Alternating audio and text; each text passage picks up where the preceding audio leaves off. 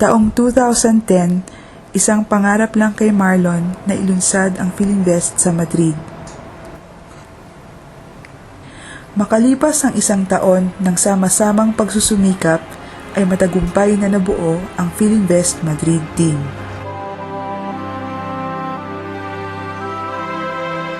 Dream come true ang Madrid team. Ang samahang matatag at mapagkakatiwalaan. Para sa lahat ng OFWs, kayo ang aming inspirasyon sa pag-abot ng ating mga pangarap.